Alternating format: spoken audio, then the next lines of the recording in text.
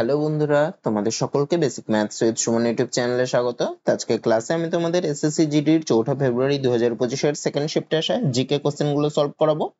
তো চলো আজকের ক্লাসটা শুরু করি। আচ্ছা, প্রথম প্রশ্ন কি বলছে? 1947 সালে ভারত স্বাধীনতা লাভের সময় ব্রিটিশ প্রধানমন্ত্রী কে ছিলেন? Ramsay McDonald, Anthony Eden, Clement Attlee না উইনস্টন চার্চিল? তা কে ছিলেন 1947 সালে ব্রিটিশ প্রধানমন্ত্রী? ছিলেন হচ্ছে ক্লিমেন্ট এটলি। এটা খুবই ইম্পর্টেন্ট প্রশ্ন, ঠিক আছে। তারপরে সেকেন্ড কোশ্চেন কি বলছে দেখো, প্রথম কোন পঞ্চবার্ষিকী পরিকল্পনাটি সম্পন্ন হওয়ার আগেই বাতিল করা হয়েছিল এবং কেন?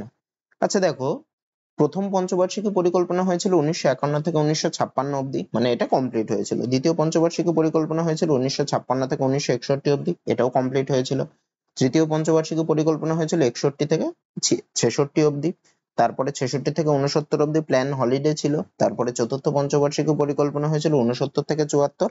তারপরে পঞ্চম পঞ্চবার্ষিকী পরিকল্পনা হয়েছিল 74 থেকে, ওটা পুরো কমপ্লিট হয়নি, ওটা 1978 সালেই বন্ধ করে দেওয়া হয়েছিল, কারণ সেই সময় সরকার চেঞ্জ হয়েছিল, জনতা সরকার এসেছিল, মোরারজি দেশাইয়ের প্রধানমন্ত্রী হয়েছিলেন, জনতা সরকার এসেছিল। আচ্ছা, তাহলে কোন পঞ্চবার্ষিকী পরিকল্পনাটি পুরো কমপ্লিট হওয়ার আগেই শেষ হয়ে গেছিল? এই পঞ্চম পঞ্চবার্ষিকী পরিকল্পনাটা কি কারণে? সরকার পরিবর্তনের কারণে। দেখো অপশন সি তে আছে পঞ্চম পরিকল্পনা সরকার পরিবর্তনের কারণে। এবার আমরা একটু পঞ্চম পঞ্চবার্ষিকী পরিকল্পনা একটু দেখে নি কি এটা কত থেকে কত সাল অবধি হয়েছিল? 1974 থেকে 1978 সাল অবধি হয়েছিল। তারপরে কি? তারপরে হয়েছিল 1978 থেকে 1980 পর্যন্ত রোলিং প্ল্যান চলেছিল, মোরারজি দেশাইয়ের আমলে রোলিং প্ল্যান চলেছিল। আচ্ছা, প্রথম পঞ্চবার্ষিকী পরিকল্পনা আচ্ছা, ও প্রথম বলছি, পঞ্চম পঞ্চবার্ষিকী পরিকল্পনার সময়কাল হচ্ছে 1974 থেকে 1978 সাল। দারিদ্র দূরীকরণ ও স্বনির্ভরতা অর্জন বা অর্থনৈতিক আত্মনির্ভরতা ছিল এই পরিকল্পনার মূল লক্ষ্য। এই পরিকল্পনার একটি গুরুত্ব উদ্দেশ্য ছিল গরিবি হটাও। এটা খুব ইম্পর্টেন্ট। কোন পঞ্চবার্ষিকী পরিকল্পনার একটা উদ্দেশ্য ছিল গরিবি হটাও, বা গরিবি হটাও এই আন্দোলন বলে এটা শুরু হয় কোন পঞ্চবার্ষিকী পরিকল্পনা? এরকম প্রশ্ন আসে। এটা হবে পঞ্চম পঞ্চবার্ষিকী পরিকল্পনায়। এই স্লোগানটি প্রথম কে তুলেছিলেন? শ্রীমতী ইন্দিরা গান্ধী 1971 সালে। এই গরিবি হটাও স্লোগানটি তাহলে কে তুলেছিলেন? শ্রীমতী ইন্দিরা গান্ধী। এই প্রশ্নটাও কিন্তু আসতে পারে। আচ্ছা, তারপরে কি? মোরারজি দেশাই ক্ষমতা এলে জনতা সরকার 1978 সালে এই পরিকল্পনাটি বাতিল করে এবং আচ্ছা, এবং রোলিং প্ল্যান চালু করে। রোলিং প্ল্যান চালু করে 1978 থেকে 1980 পর্যন্ত এটা চলেছিল রোলিং প্ল্যানটা। তারপরে তারপরে কি বলছে? এই পরিকল্পনাটি সম্পূর্ণ হওয়ার আগেই বাতিল করা হয়েছিল, যেটা এই প্রশ্নে এসছে। আর পঞ্চম পঞ্চবার্ষিকী পরিকল্পনাকে জনগণের পরিকল্পনা বলা হয়। তাহলে এরকমও আসতে পারে, কোন পঞ্চবার্ষিকী পরিকল্পনা জনগণের পরিকল্পনা নামে পরিচিত? পঞ্চম পঞ্চবার্ষিকী পরিকল্পনা। তারপরে কোশ্চেন দেখি কি আছে। আচ্ছা, তারপরে কোশ্চেন কি বলছে? কাপড় শিল্পে কাপড় সাদা করার জন্য কোন রাসায়নিক ব্যবহার করা হয়? কাপড় সাদা করার জন্য বা রং অপসারণের জন্য কি কি দিয়েছে দেখো। Calcium oxychloride. ক্যালসিয়াম অক্সিক্লোরাইড মানে কি? CaOCl2। এটা কি? এটা হচ্ছে ব্লিচিং পাউডার। ক্যালসিয়াম অক্সিক্লোরাইড কি? Bleaching powder. তারপরে কি? Sodium hydrogen carbonate.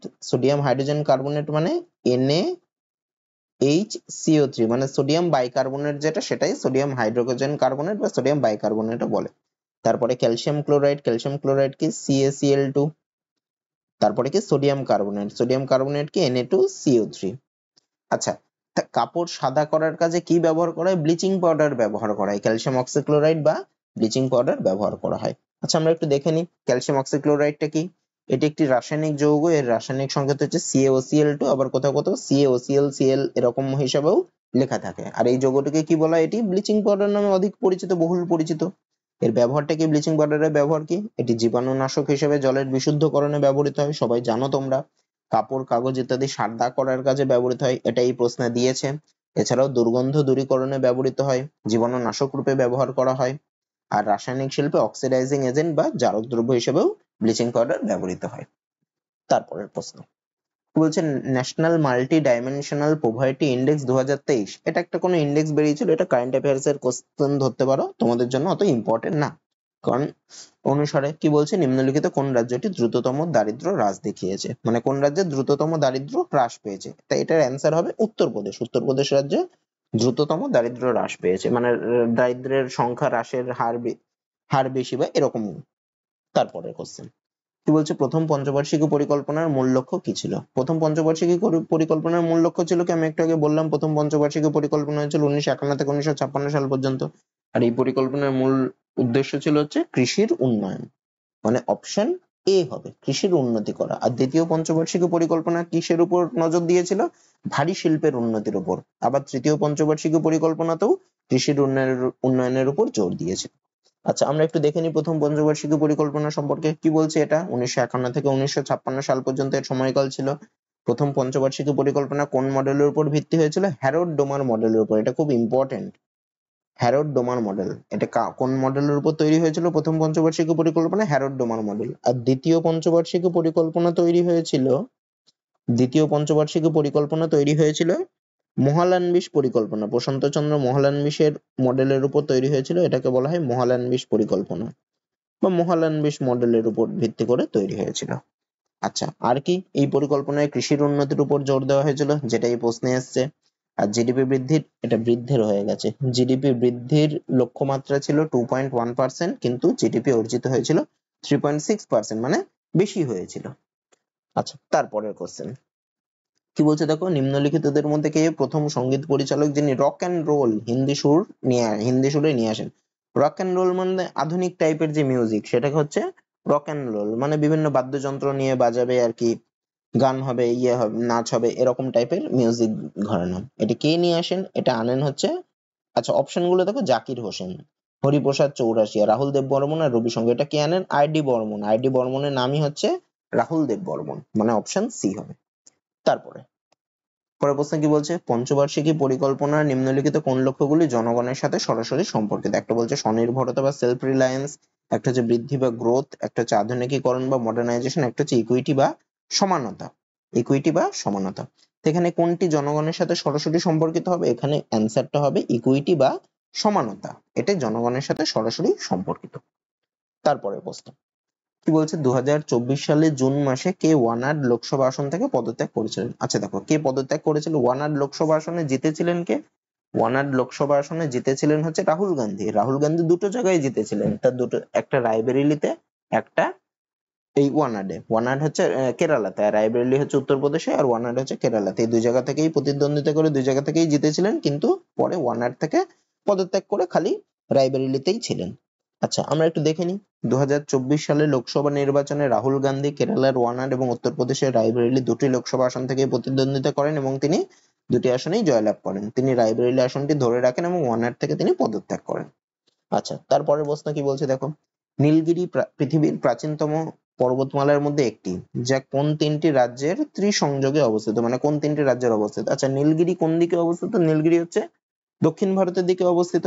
তাহলে দক্ষিণ ভারতের রাজ্যগুলোর সংযোগস্থলে অবস্থিত থাকবে। তো আমার অপশন কি দিয়েছে? উত্তর UP, Uttarakhand, Himachal Pradesh. B option কি আসাম, নাগাল্যান্ড, ত্রিপুরা। তো এটা তো হবেই না এই দুটোর মধ্যে একটাও। 3 নম্বর অপশন গুজরাট, রাজস্থান, হরিয়ানা, এখানে দক্ষিণ ভারতের কোনো নামই নেই। 4 নম্বর অপশন কি তামিলনাড়ু, কেরালা আর কর্ণাটক। এটাই হবে। এটা অপশন দেখে দেখো, যে জানে না সেও কিন্তু অপশন দেখেই বলে দিতে পারবে। তাহলে নীলগিরি কোন তিনটি রাজ্যের সংযোগস্থলে অবস্থিত? তামিলনাড়ু, কেরালা আর কর্ণাটকে। আচ্ছা, নীলগিরি সম্পর্কে একটু তথ্য দেখে নিই। নীলগিরি পর্বতের অবস্থান কোথায়? তামিলনাড়ু, কেরালা আর কর্ণাটকের সংযোগস্থলে। নীলগিরি পর্বত কি পূর্বঘাট ও পশ্চিমঘাট পর্বতের মিলিত স্থান? এটাও খুব ইম্পর্টেন্ট। পূর্বঘাট আর নীলগিরি পর্বত কোন দুটি পর্বতের মিলিত স্থান? পূর্বঘাট আর পশ্চিমঘাট পর্বত এসে নীলগিরি পর্বতে মিলিত হয়েছে। নীলগিরি পর্বতের উচ্চতম শৃঙ্গের নাম কি? দোদাবেতা। এর উচ্চতা কত? প্রায় 2637 মিটার। আর এখানকার উল্লেখযোগ্য স্থান কি? উটি, কুন্নুর, এইসব স্থানগুলো এখানকার উল্লেখযোগ্য। তারপরের প্রশ্ন কি বলছে দেখো, কোন রাজ্যে কলিঙ্গ মহোৎসব উৎসব পালিত হয়? কোন রাজ্যে পালিত হয়? এটা হয় ওড়িশা রাজ্যে। ওড়িশা রাজ্যে কলিঙ্গ মহোৎসব পালিত হয়। কলিঙ্গ রাজ্য, খারবেলের নাম শুনেছ, তা কলিঙ্গ হচ্ছে ওড়িশারই নাম, আর এক নাম। আচ্ছা, এবার দেখে নিই একটু কলিঙ্গ মহোৎসব সম্পর্কে। কলিঙ্গ মহোৎসব কি প্রতি বছর জানুয়ারি মাসে ওড়িশার ভুবনেশ্বরে অনুষ্ঠিত হয়। তাহলে ওড়িশার কোথায় অনুষ্ঠিত হয়? ভুবনেশ্বরে। এই উৎসব উদয়গিরি পাহাড়ের পাদদেশে অনুষ্ঠিত হয়। উদয়গিরি, খণ্ডগিরি এগুলো সব ওড়িশাতে অবস্থিত। তাই এই উৎসবের বিশেষত্ব কি? আচ্ছা, এই উৎসবটা পালন করা হয় যে কলিঙ্গ যুদ্ধ হয়েছিল, ঠিক আছে, 261 খ্রিস্টপূর্বাব্দে যে কলিঙ্গ যুদ্ধ হয়েছিল, সেই যুদ্ধের পরে অশোক যে ধম্ম বিজয় নীতি গ্রহণ করে, বা সেই যুদ্ধের ইতিহাসকে স্মরণ করার জন্য, বা তাদের যে আহ তাদের অনেক লোক মারা গেছিল তাদেরকে শ্রদ্ধা জ্ঞাপন করতেও কিন্তু এই উৎসবটা পালন করা হয়। উৎসবের বিশেষত্ব কি? এই উৎসবে মার্শাল আর্ট, নৃত্য, সঙ্গীত, সাংস্কৃতিক পরিবেশনা, যা যোদ্ধাদের বীরত্ব ও শান্তির বার্তা মিলিয়ে তুলে ধরে। এই যোদ্ধাদের বীরত্ব বলতে ওই কলিঙ্গ যুদ্ধের কথা এখানে বলা হয়েছে, এবং শান্তির বার্তা নিয়ে আসে, যে যুদ্ধের পরে যে শান্তির বার্তা বয়ে আনতে হয়, সেটাকেই এই উৎসবের মাধ্যমে তারা তুলে ধরে।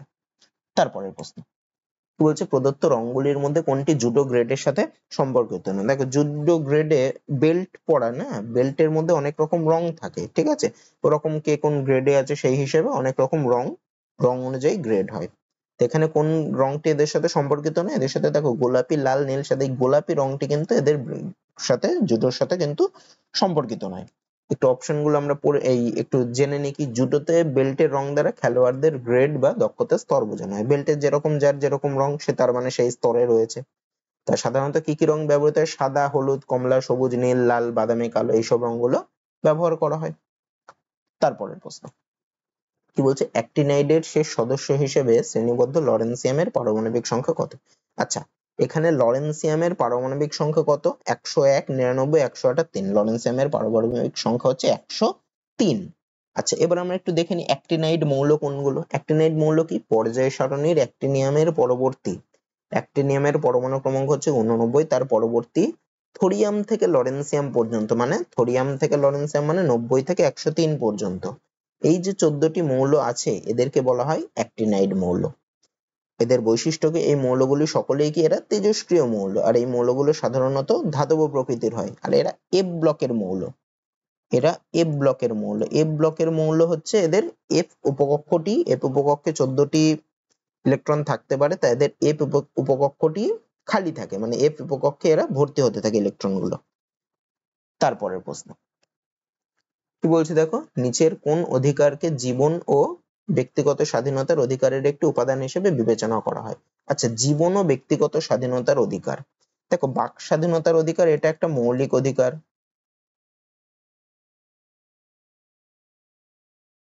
সমতার অধিকারও মৌলিক অধিকার। সম্পত্তির অধিকার এখন বর্তমানে মৌলিক অধিকার না। গোপনীয়তার অধিকার, দেখো গোপনীয়তার অধিকারের ইংলিশ হচ্ছে right two privacy, right two privacy. তা এই অধিকারটাই হচ্ছে কি জীবন ও ব্যক্তিগত স্বাধীনতার অধিকারের একটি উপাদান। গোপনীয়তার অধিকার হচ্ছে জীবন ও ব্যক্তিগত স্বাধীনতা, প্রাইভেসি মানে কি ব্যক্তিগত স্বাধীনতা, গোপনীয়তা, এটাই হচ্ছে অধিকার, গোপন জীবন ও ব্যক্তিগত স্বাধীনতার অধিকার। তারপরে প্রশ্ন কি বলছে, কোন বেদে মূলত মন্দ আত্মা এবং রোগ তাড়ানোর জন্য জাদু মন্ত্র? আচ্ছা, এদের মধ্যে কোন বেদে জাদু মন্ত্রের কথা বলা হয়েছে? তা কোন বেদে জাদু মন্ত্রের কথা বলা হয়েছে? সামবেদ, অথর্ববেদ, ঋগ্বেদ, যজুর্বেদ? অথর্ববেদে জাদু মন্ত্রের কথা বলা হয়েছে। আচ্ছা, সামবেদে কি? সামবেদে দেখো গানের কথা বলা হয়েছে, যেসব আমাদের যে শাস্ত্রীয় সঙ্গীত বা কিছু সব গানের মূল ইয়ে হচ্ছে সামবেদের থেকে নেওয়া হয়েছে। ঋগ্বেদ কি? ঋগ্বেদে যেসব মন্ত্র বা যেসব তন্ত্র এই মন্ত্র যেই সব জিনিসগুলো রয়েছে সেই সব জিনিসগুলো ঋগ্বেদে রয়েছে, মন্ত্র বা নানা রকম তথ্য। যজুর্বেদে কি? আচ্ছা, যজুর্বেদে হচ্ছে তোমার আর্চারি, যেটাকে বলে আর্চারির বাংলা হচ্ছে ধনুর্বিদ্যা। ধনুর্বিদ্যার কথা কিন্তু যজুর্বেদে উল্লেখিত, এটা খুব ইম্পর্টেন্ট। ধনুর্বিদ্যার কথা বা আর্চারির কথা আমরা কোন বেদ থেকে জানতে পারি? যজুর্বেদ থেকে। গান সম্পর্কে জানতে পারি কোন বেদ থেকে? সামবেদ থেকে। অথর্ববেদ থেকে কিসের সম্পর্কে? জাদু মন্ত্র এইসব সম্পর্কে জানতে পারি। আর ঋগ্বেদে হচ্ছে মন্ত্র মানে জাদু মন্ত্র না, কিন্তু মন্ত্র মানে স্তোত্র টোত্র যেইগুলো রয়েছে সেইগুলো আমরা ঋগ্বেদ থেকে জানতে পারি। তারপরের প্রশ্ন কি বলছে, ভারতীয় প্যারা অ্যাথলিট পারুল পারমার কোন খেলার সঙ্গে যুক্ত? পারুল পারমার কোন খেলার সঙ্গে যুক্ত? অ্যাথলেটিক্স, শুটিং, ব্যাডমিন্টনের সাথে, আর উনি প্যারা ব্যাডমিন্টনের সাথে যুক্ত আছে। প্যারা, এখানে প্যারা তো লেখা নেই, খালি ব্যাডমিন্টন আছে, তাহলে ব্যাডমিন্টনের সাথে যুক্ত, প্যারা ব্যাডমিন্টনের সাথে। তারপরের প্রশ্ন কি বলছে, নিম্নলিখিত কার কাছে রাজ্যের বিধানসভা ভেঙে দেওয়ার ক্ষমতা আছে? আচ্ছা, রাজ্যের বিধানসভা কে ভাঙতে পারে? রাজ্যের বিধানসভা ভাঙতে পারেন হচ্ছে রাজ্যের রাজ্যপাল, যিনি তিনি ভাঙতে পারেন। আর যদি বলতো লোকসভাকে ভেঙে দিতে পারেন, লোকসভা ভেঙে দিতে পারেন, রাষ্ট্রপতি ভেঙে দিতে পারেন। আচ্ছা, তারপরের প্রশ্ন কি বলছে, পদ্মশ্রী পুরস্কার প্রাপ্ত শোভনা নারায়ণ কোন ভারতীয় ধ্রুপদী নৃত্যের সাথে যুক্ত? শোভনা নারায়ণ কোন নৃত্যের সাথে যুক্ত? মণিপুরী, ভারতনাট্যম, কত্থক? এটা কত্থক, কথক হয়ে গেছে, কত্থক, থই থই ক, কত্থক নাকি ওডিসি? ওডিসি হয়ে গেছে, ওডিসি বলে, ওডিসি না ওডিসি আর কি। তাহলে কোন ভারতীয় ধ্রুপদী নৃত্যের সাথে যুক্ত? এটা হবে কত্থকের সাথে যুক্ত। তাহলে শোভনা নারায়ণ কোন নৃত্যের সঙ্গে যুক্ত? কত্থকের সাথে। এছাড়া কত্থকের সাথে অন্যান্য যেসব নৃত্যশিল্পীরা রয়েছে তারা কে? পণ্ডিত বিরজু মহারাজ, খুব ইম্পর্টেন্ট। আচ্ছা, কত্থক কোথায় কোথাকার নৃত্য? মেনলি কত্থক হচ্ছে উত্তর ভারতের, মেনলি উত্তরপ্রদেশের, তাও উত্তর ভারতের নৃত্য হচ্ছে কত্থক। তারপরে কে কে আছে? সীতারা দেবী, শম্ভু মহারাজ, উমা শর্মা, লাচ্চু মহারাজ, শোভনা নারায়ণ, দময়ন্তী যোশী, এরা সবাই কত্থক নৃত্যশিল্পী। তারপরের প্রশ্ন কি বলছে, বাংলাদেশের সংবিধান অনুসারে কোনটি বাংলাদেশের রাষ্ট্রধর্ম? তো বাংলাদেশের রাষ্ট্রধর্ম কি? আমরা সবাই জানি বাংলাদেশে সব থেকে বেশি কোন ধর্মাবলম্বী লোক বসবাস করে? ইসলাম ধর্মাবলম্বীর লোক বসবাস করে, এবং এটিই হচ্ছে বাংলাদেশের রাষ্ট্রধর্ম, মানে হবে কি ইসলাম। তারপরের প্রশ্ন কি বলছে, Rani Machaiah is an folk dancer from dash. আচ্ছা, রানী মাছাইয়া একজনের নাম, তিনি একজন folk dancer of from dash মানে কোথাকার, who receive Padma Shri 2023 in the field of art, যিনি 2023 সালে কলা বিভাগে পদ্মশ্রী পুরস্কার পেয়েছিলেন, সেই রানী মাছাইয়া তিনি কোথাকার? রানী মাছাইয়া কোথাকার? রানী মাছাইয়া হচ্ছে কর্ণাটকের। তো এটা তোমাদের জন্য ইম্পর্টেন্ট না, এটা কারেন্ট অ্যাফেয়ার্স এর মধ্যে পড়ছিল, সেটা চলে এসেছে, তোমাদের জন্য ইম্পর্টেন্ট না। তারপরের প্রশ্ন কি বলছে, the Constitution Schedule Castes and Schedule Tribes Orders Amendment Bill 2024 intends to modify the list of scheduled castes and scheduled tribes in which of the following Indian states?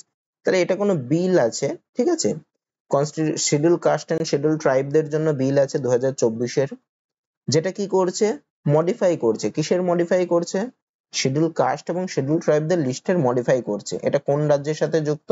কোন রাজ্যে এই বিলটা করছে, মডিফাইটা করছে? এটা হবে হচ্ছে ওড়িশা রাজ্যে, মানে অপশন সি হবে, ওড়িশা। অপশন সি, হ্যাঁ ওড়িশা, একটা দাগটা উপরে পড়ে গেল, ওড়িশা হবে। তো এই শিফটে তোমাদের এই 20টা প্রশ্নই এসেছিল। তো আশা করি তোমাদের ক্লাসটা ভালো লেগেছে। যদি ভিডিওটা ভালো লেগে থাকে ভিডিওটাতে একটা লাইক করে দিও, আর এই চ্যানেলে নতুন হলে এই ধরনের ভিডিও পেতে গেলে চ্যানেলটাকে সাবস্ক্রাইব করে নিও। আজকের ক্লাসটা এত দূরই থাকছে, দেখা হচ্ছে পরের ভিডিওতে।